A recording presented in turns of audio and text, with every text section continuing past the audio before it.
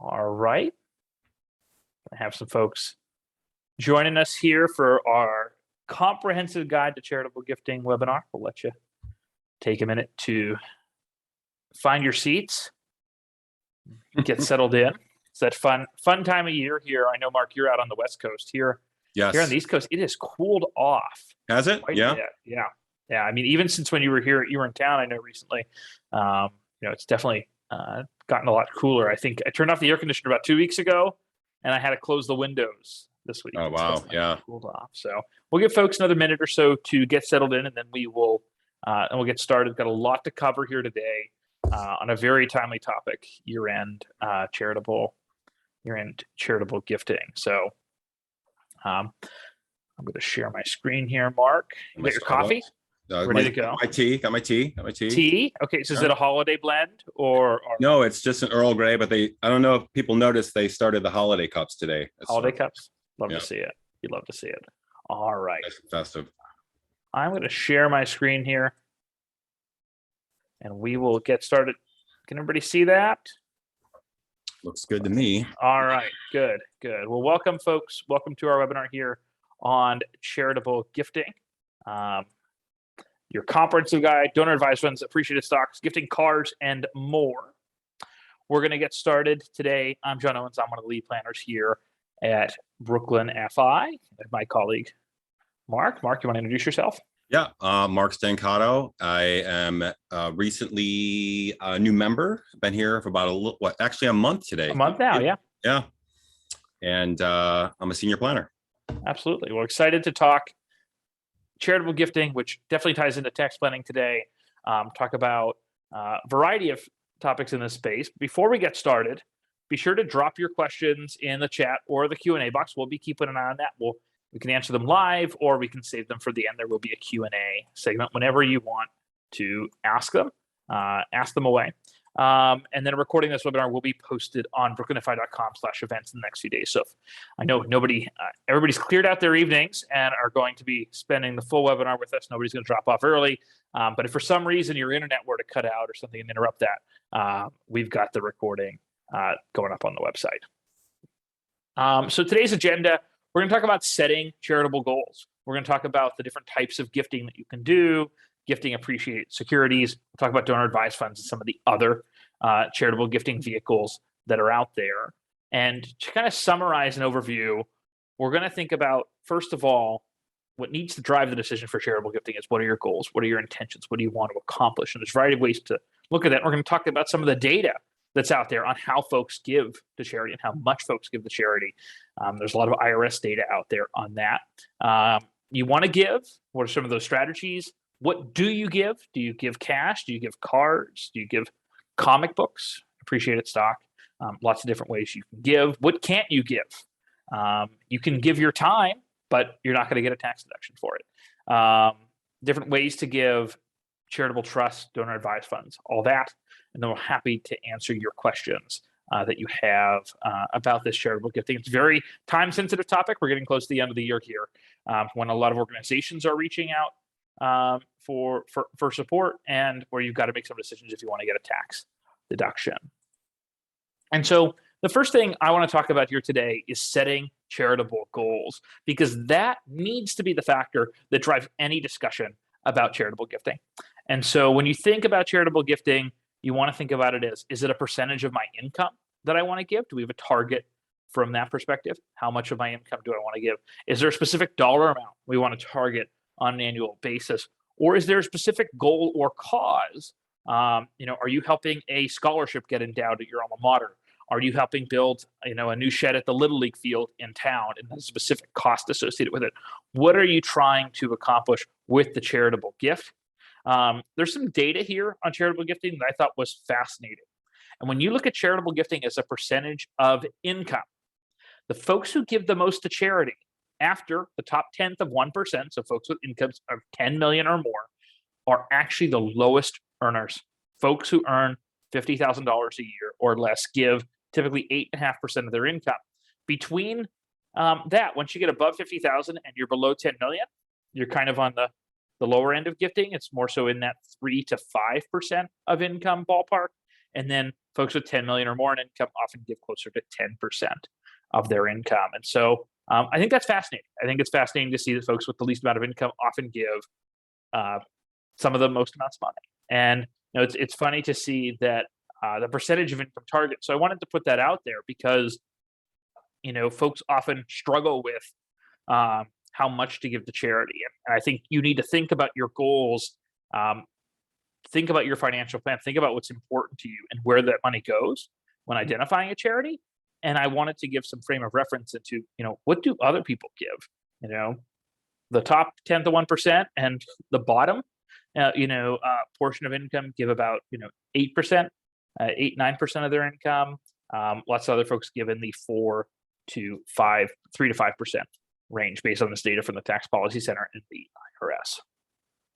Just real quickly, John, I found that the slide, you can go back real quick. I find this really fascinating. And I know you actually were working on this one and put it in here that, one of the biggest givers are people that do make under 50,000. And let's face it, in today's day and age, that's not a lot of money to make. No. But I really feel that people that do make under that amount, I think they can just really empathize with people that are maybe struggling a little bit and feel that they want to give. So that's just something that really struck to me. Yeah, absolutely. No, it was fascinating to see. I was kind of shocked by the data as we were pulling together this webinar in that sense. And Mark coming through with the meme break. What if I told you didn't have to dump ice on your head to donate to charity? Wow, that was 7 years ago now. I think the Ice Bucket Challenge. Yeah, Ice Bucket Challenge. Exactly. Yeah. I'm still seeing it. I'm still seeing it though. Yeah, 2014, 2013, somewhere around there. You don't have to do it though. Yeah, there's other ways to. There's other ways to give. Yes, you don't need to dump a bucket of ice. And so, once we decide what our goal is from a charitable perspective, we want to understand what the tax benefits are of gifting to charity. And so there's a couple different ways you can do that. And one of the ways is there's a $300 charitable deduction again available for everyone here in 2021. 300 per person, so spouses could do 600 total. They get that whether they itemize or not. And beyond that, we need to start having a discussion about whether you take the standard deduction or whether you itemize. And so I put together a couple examples here, but just want to kind of go over some fundamentals briefly. Standard deduction for a single person is about $12,500 right now, about $25,000 for a married couple. And so your itemized deductions need to exceed those amounts in order to get a tax benefit for larger charitable gifts, i.e. greater than $600 for a married couple or $300 for an individual.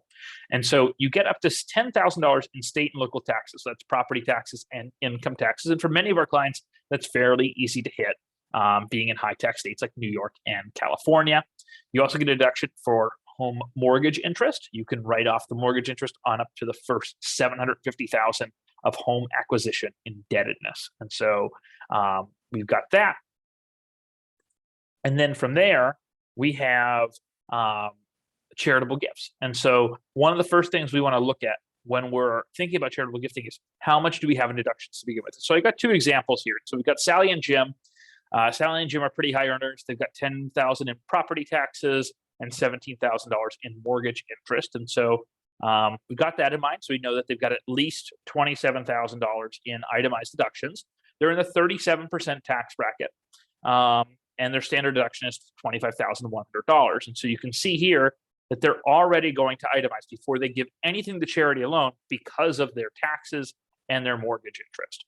And so if they itemize their deductions, every dollar that they give to charity, up to certain AGI thresholds, which are actually pretty high percentages of your income, much higher than the ones that we talked about on the last slide here, every dollar they give to charity will save them about 37 cents in taxes on the federal level. And so that's just something to think about. Sally and Jim, it's easy. Every dollar you give to charity gets you a benefit. Mike and Jordan are in a different spot. They have $10,000 in income taxes, but no mortgage. Mike's in med school and Jordan works in tech, so they're in the 24% tax bracket because Mike doesn't really have much income. And so their itemized deductions are $10,000. They only have the state and local taxes. They don't have the mortgage piece. But they're married and their standard deduction is $25,100. And so if they decided to give money to charity, they would need to give more than $15,100 to start to get a benefit. the first $15,100 they give to charity, they get no tax benefit for, because they'd be better off taking the standard deduction. It's on that $15,101 that they start saving 24 cents in taxes for every dollar that they give to charity. And so when we see someone like Mike and Jordan, we want to be very strategic about when they give to charity and when they come to us with their goals. And oftentimes what we look at there is, what is their tax situation going to look like over multiple years? What is their multiple year charitable goal? Because maybe we want a lump. Maybe we want to know, we take the standard deduction for 2 years, and then in the third year we give $30,000 to charity, so you get over that threshold. Because if they were only give $10,000 a year to charity, they would never be able to itemize, because they'd only be at $20,000 in itemized deductions with a $25,000 standard deduction. And so I know there was a lot of math there, but these are just the things we need to think of foundationally before we even get into the conversation about what can you give to charity, what are all the different tools that are at your disposal. Anything to add to that, Mark? No, I think that lays it out nicely. I think just the idea that to really take full advantage of the charitable deduction, you have to itemize essentially. Absolutely. And if you give a big gift, as John was mentioned, that will bump you up to be able to itemize. But definitely there's strategy to be taken into consideration based on your income level. Absolutely. Absolutely. And so, Mark, I'm going to turn it over to you to talk about what people need to know about charitable gifting. Yeah, so these are some things that you should know right now, hence while we're all here at the webinar. So basically, as we're talking about giving to charities, first thing is that there's really 3 types of taxes. There's the estate tax, there is the gift tax, and then there is an income tax. So when it comes to a charity, you can give an unlimited amount and not have to worry about paying any gift or estate taxes. It's kind of the same as the unlimited marital deduction, where you can pass assets back between spouses without having to pay any gift taxes back and forth. Because usually, let's say if I wanted to give money to a person, like if I wanted to give money to John, there are some rules. I can give up to 15,000 without having to pay, but above that, it's going to start eating into a credit. It's a pretty large credit, but to keep everything simple, the idea is that the IRS does want to tax you on gifts, and they want to tax you on your estate when you pass on money to your beneficiaries. So when it comes to the income tax deductions, so that's why when it comes to charitable giving, the estate and gift tax, it's an unlimited amount. You don't have to worry about paying any estate or gift taxes. The IRS wants you to give money to charity. Yeah, they absolutely. want to incentivize that. Correct. And they also want to incentivize it on the income tax side, where you can take an income tax deduction based on the type of property that you give, and whether it's, we'll get into what type of property and what type of deduction you can take. But first, the charity that we're talking about when it comes to charitable giving, it has to be a qualified charity that the IRS deems qualified. So, for example, there are really 2 types. Public charities, some examples include churches, schools, hospitals. They're also known as 50% charities because you can typically deduct up to 50% of your adjusted gross income and take a deduction. And there are private charities, also known as 30% charities. So the IRS really looks at the public charities and giving more of an income tax deduction because they serve a greater good, more people. So they incentivize people to want to give to public charities, hence giving them a 50% deduction. Private charities, you can get up to a 30% deduction on your AGI. And some private charity examples include veterans associations, fraternal groups, private family foundation, for example, like the Bill and Melinda Gates Foundation. And something you can do to check out to make sure that you are giving to a qualified charity is you can either ask us and we can double check, or you can go to the IRS website. They continuously keep an updated list of qualified charities. So Joe Schmo's charity down the street, that's non-qualified, 0% deduction on that. So it's something that you want to be on the lookout for. You want to make sure it is a qualified charity. Property, what can you give? So cash and property only. As John mentioned earlier, time and talent actually do not count. So if if you take the time and you want to do something good, and this is something that I've done, it's not all about, hey, do I get a deduction or not? Again, you want to look at the intent of why, when it comes to a charitable gift or giving. It's really the 30,000 foot view. Really, you should look at it from a standpoint of, well, I want to do something. I want to do something good. So, not saying you have to get the deduction. So I used to walk, when I lived in New York, I used to go to Yonkers, and I used to walk dogs at the Yonkers Animal Shelter. And I could say, hey, my time's worth this amount. I put in 50 hours for the year, and I want to be able to deduct my time. The IRS would say, no way, you can't do that. It has to be cash or property only. Now, Mark, what if I get invited to one of those galas, one of those like fancy dinners, but it's raising money for the animal shelter, and I pay $200 for my ticket, but the dinner's worth 50. I get to write off the full 200, or do I have to make an adjustment there? Yeah, you'd have to make an adjustment, because it comes down to, you are getting some type of value for going to that charitable. In this case, you're going to have like a dinner, and you're going to get maybe $50 worth of food, but you give 200. So really, the IRS says, well, you're getting some value in receipt of that, so you can't deduct the entire amount because you are getting some receipts. So the 200 minus the 50 you got in food, so you can make a deduction of the 150. And that is, to John's point, this excess value of what you received. Another example would be if you give $1 million to a hospital, and you say, you work out on the side, well, I get free checkups, and I get to maybe get a discount if anything ever happens to me.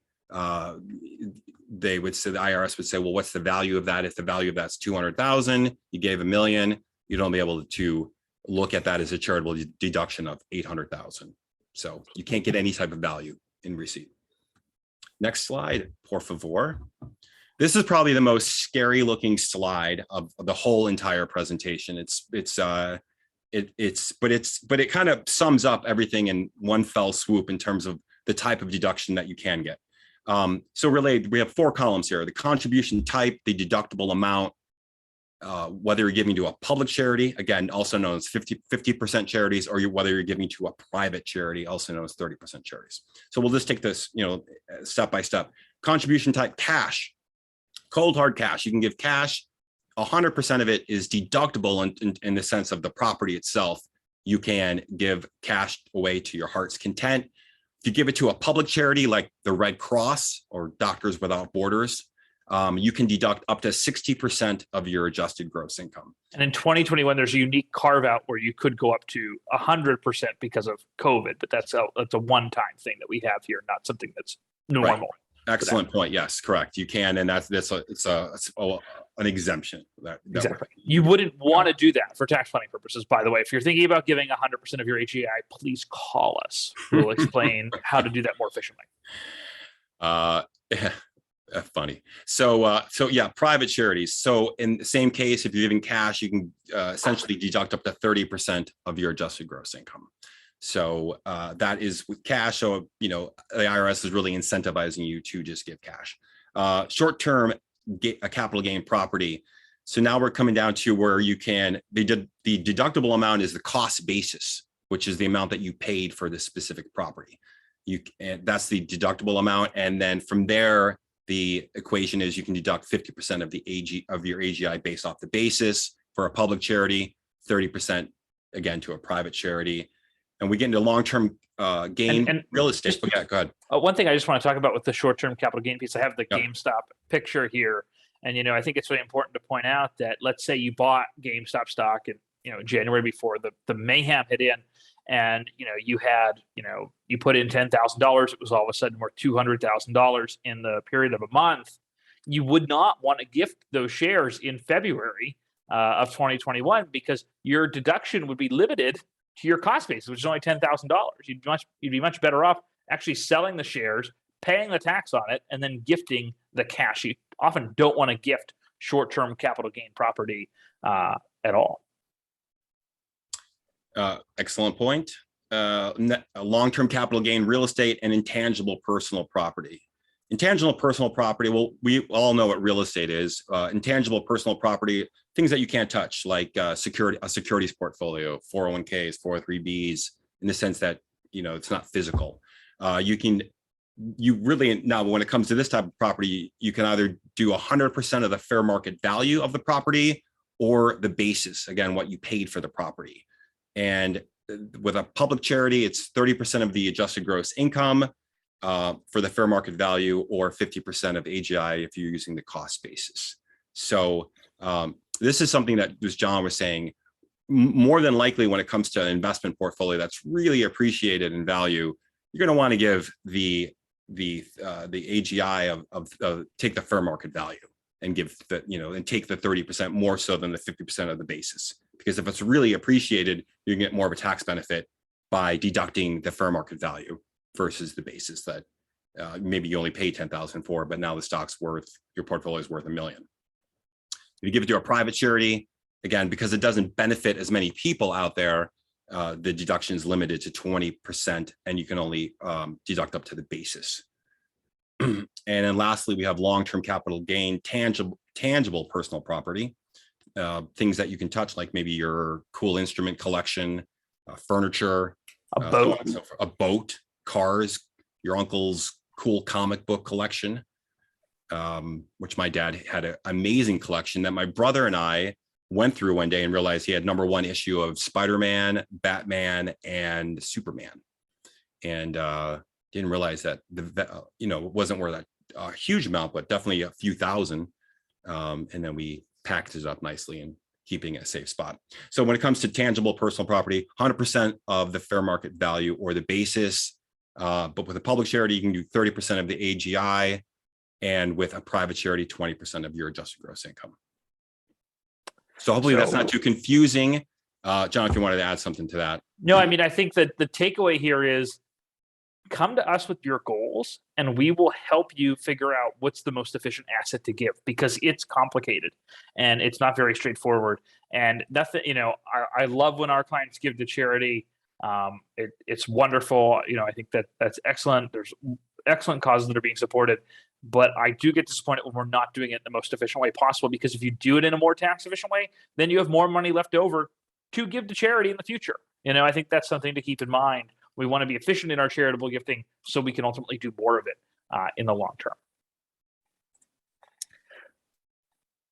And so, Mark, there's a lot of different ways to give to charity. It's not just like writing a check all the time. Right. I mean, you think, well, I can just give money right to a charity, and you can do that, which is called basically an outright gift. You can just give, again, to use my example, like the Red Cross or Doctors Without Borders, you can just give the money right to that organization. You don't have to make it very complicated by going through some of the things we're going to talk about, like trusts and donor advised funds, or going through a private foundation. You can just literally gift it outright. And going back to that chart before, we can figure out what you can deduct in terms of your income tax deduction. And again, you don't have to worry about paying estate or any gift taxes on anything that you give to charities.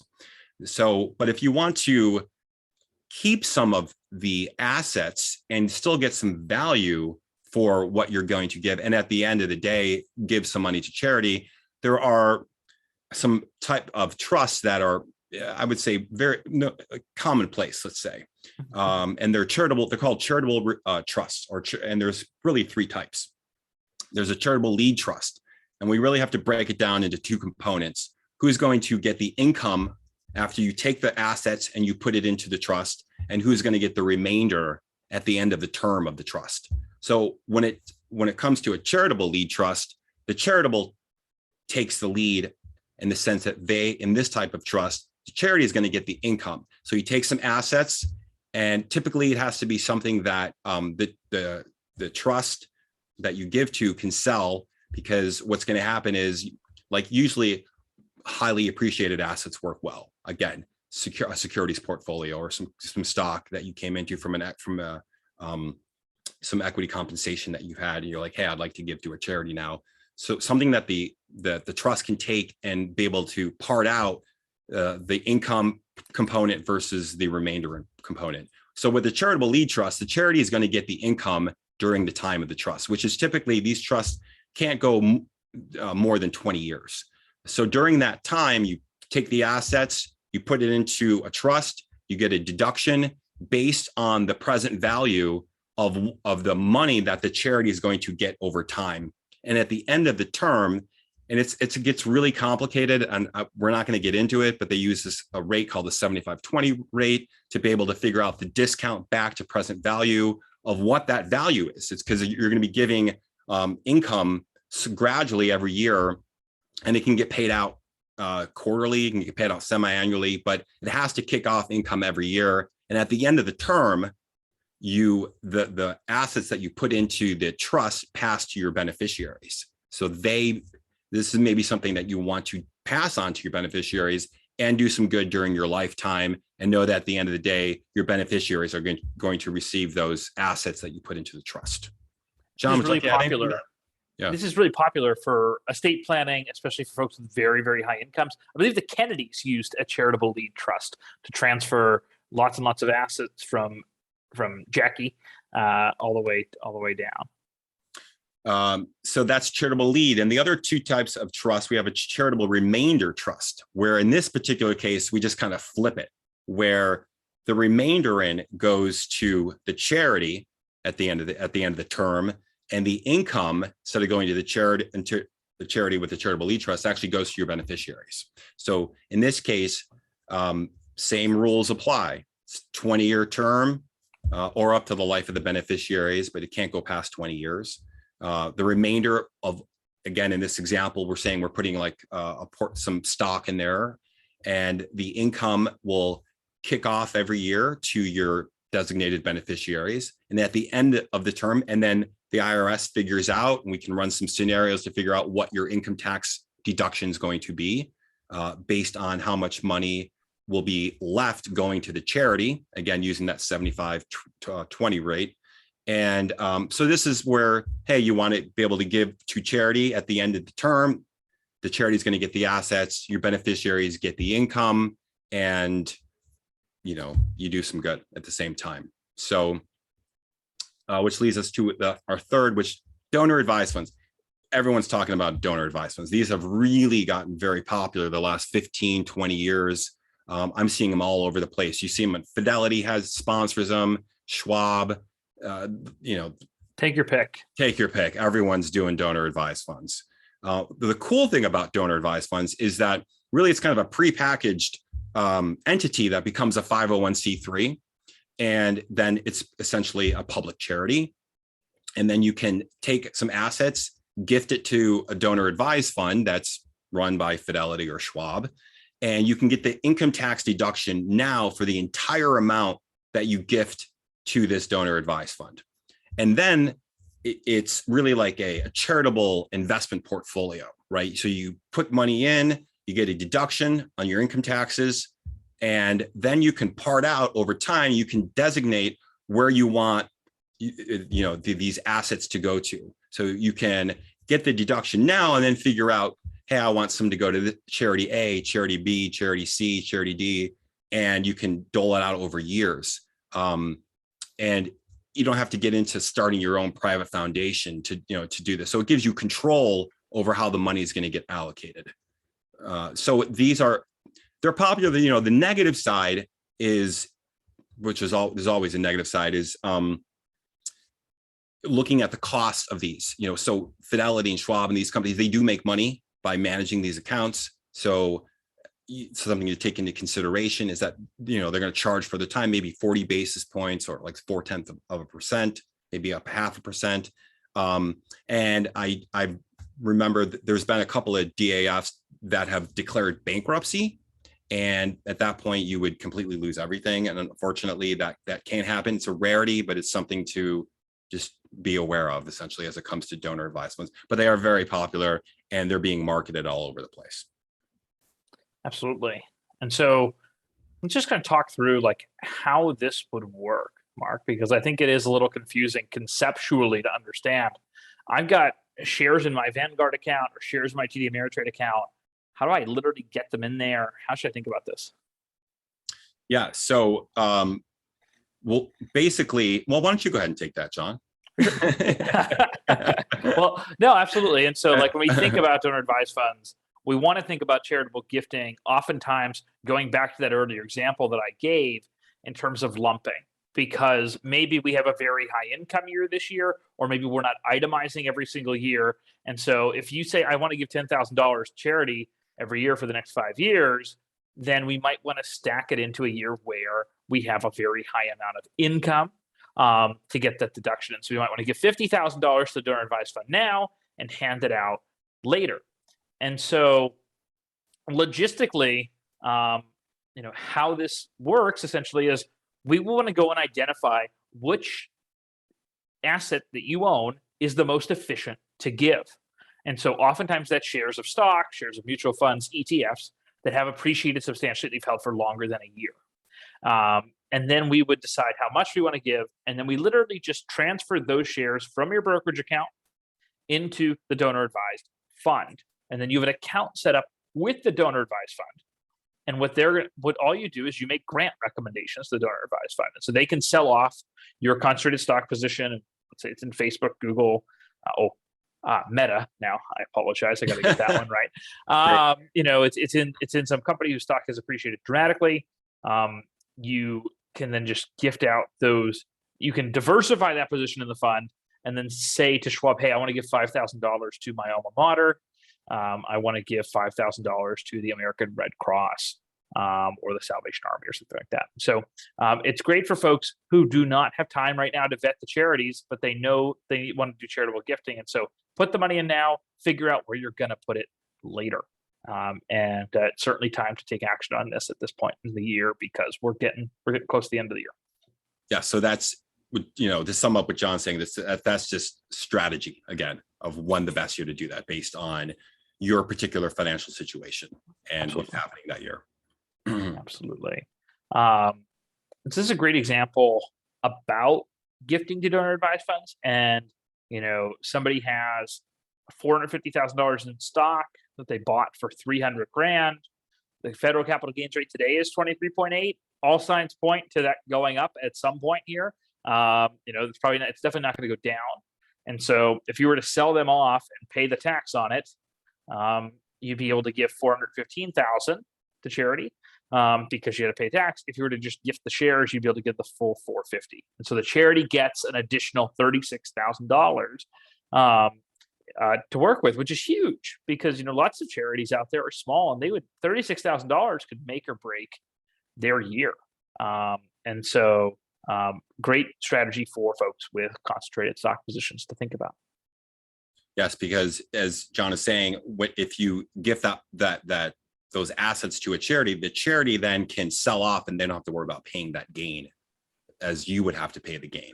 So Absolutely. This is a great way to say, well, in this particular case, we're just going to gift the assets. They'll sell them, and then we can part it out from there and make more of an impact on money.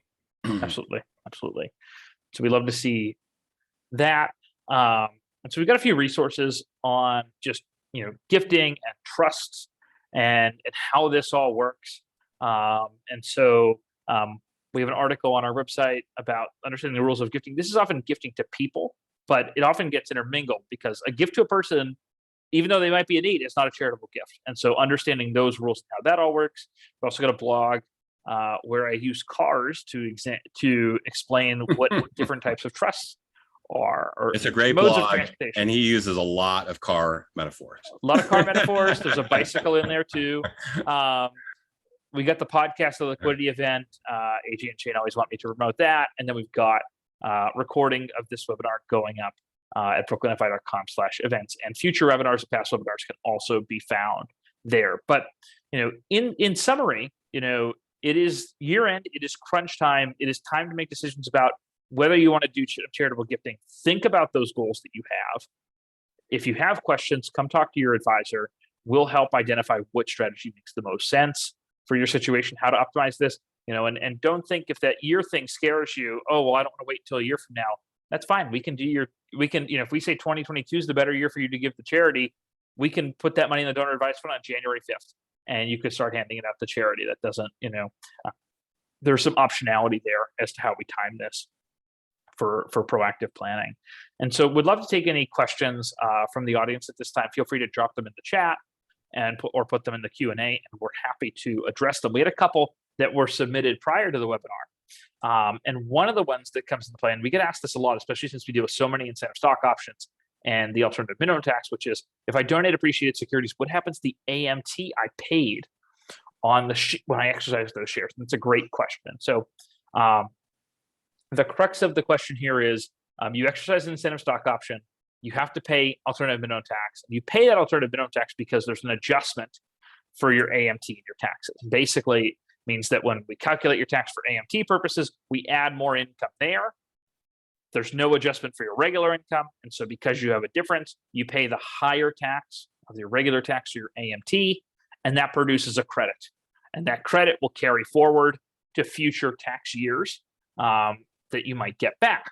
And so if you were to gift shares of stock that were acquired from exercising incentive stock options, exercising ISOs, it impacts impact how you get back your AMT credit, because when you gift shares of ISOs to the charity, you do not get a negative adjustment on your AMT. When you sell shares of ISOs, you do get a negative adjustment. So it's a positive adjustment when you buy it, a negative adjustment when you sell it. So it offsets. You don't get that offsetting negative adjustment. So oftentimes, especially if you've paid a lot in AMT for exercising shares of ISOs, it does not make sense to gift those shares to charity, because it'll impede your ability to earn back that AMT credit. Again, the credit doesn't go away. It just makes it harder for you to get that credit back over time. And so what's the better strategy? We want to look at, are there other appreciated securities that we can use? Or are we realistically going to get the credit back if we don't, if we were to gift some of these substantially appreciated shares? The other thing to think about is some folks have, because of a liquidity event, so much income in a given year that they don't pay anything in AMT because their regular tax is so high. And in that case, incentive stock option shares are great shares to gift to charity, because they're often at a very low price. The price has often gone up dramatically, and that can be a very substantial benefit. So very long-winded answer there, but this is a complicated question. For many people, it doesn't make a ton of sense to give those shares, but we're always happy to have that conversation. Yeah, and I would just like to add, as it pertains to a lot of our clients, when they do come in equity comp, this is specifically AMTs. It's a tax that's always running in the background, no matter whether you have an AMT event, but incentive stock options trigger the AMT. It's a tax preference item that gets scooped up in the AMT universe that's always running parallel every year that you do your taxes. So again, this comes back to strategy. We want to make sure that we're going to make the most impact by giving the right type of assets to the charity, and at the same time helping you with as it pertains to your financial plan. Absolutely. Hey, Mark, you want to take the second one here? What are the advantages of a donor advised fund versus just, writing a check or giving cash directly to a charity itself? Yeah. So, some of the advantages include, as we're talking about, is that if you have a significant year where you're making a lot of money, and you want to be able to take an income tax deduction, and you quite don't know maybe later down the road or where you want to give the money to, you can give to this fund in the year that you're making, you have a significant, income tax, or I should say, increase in the amount of income that you make. And at that point, you can take advantage of, by giving to this charity, this public charity, and potentially writing off 30%. If you give cash, you can go up to 60% of the amount of money that you're giving. And then you can control it. It literally kind of gets put in your name. And then you can, over time, you can part out how you want the assets to be distributed. So it's good for strategy in terms of, again, going back to maybe not all of your years, because you have an equity comp situation where you come into a lot of money. You really want to take advantage of, hey, we're going to have a lot of income this specific year. This is a good time to take advantage of, to bring that tax bill down by giving to a donor advised fund without going through the process, the due diligence process of figuring out how you want to give to charity. So you could take advantage of the income tax deduction where you have a high year, and then eventually figure out how you want to part out the money. Yeah, no, great point, Mark. And I think, a couple examples that I've run into where it didn't make sense to do an advice fund, where it is, oh, I'm going to give to charity every single year. I'm in that bucket where I'm always itemizing. And so I'm going to gift to every single year. And I know my charity. I know it's going to be my church, my alma mater, whatever it might be that's important to you. And lean into that. So, that's where it often does make sense to just gift it, to gift it to the charity if you are certain about those things. I always caution folks when they lump, 5 years worth of contributions into 1 year. I'm not saying don't give it to the charity right away, because I'm sure they can use it. But if you've been giving a charity $10,000 a year, and then you give them $50,000 in 1 year, they might rename the banquet hall after you and think you're going to give them $50,000 every year. And so you have to be in the business of, and when you start to make these larger gifts, just manage expectations, and make sure that they don't, get accustomed to a $50,000 a year gift from you, because you don't want the development director getting fired next year because the gift doesn't come through for another 5 years or something like that. So yeah, I think that's a wrap. Unless there are any other questions here that come in the next, few seconds, but obviously we're coming up on year end. It's that season of giving that is coming around. Obviously a lot of folks are in need this season. Still kind of recovering from the economic impact of COVID.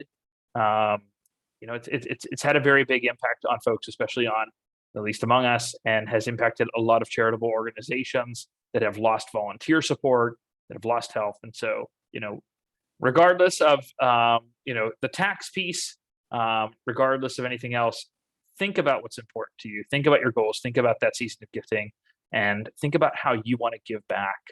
Because regardless of any of the planning stuff we talked about today, we're all of us here on this webinar, all of us watching this webinar, are much more fortunate than many other folks. And so let's take that opportunity this season to do something. And if you want to talk strategy and do all that, feel free to reach out to me, to AJ, to Mark, to members of the Brooklyn FI team, to talk about what makes sense. Very well said. All right. Well, thanks, Mark. This has been a blast. Thanks, folks, for coming on board. And we'll get this posted on the website, so you have the recording. Wishing folks it's almost that time. Happy Thanksgiving, happy holiday season, and we'll have more webinars dropping in here in 2022. Yes, correct. This is our last webinar for the year. Isn't that this is our last webinar for the year? Absolutely. So John is going to take us out with a original rendition of Silent Night, which was written in German in the early 1800s, and he's going to sing it. I think we just ran out of time on the tape, so we'll see everybody. Take care. Bye.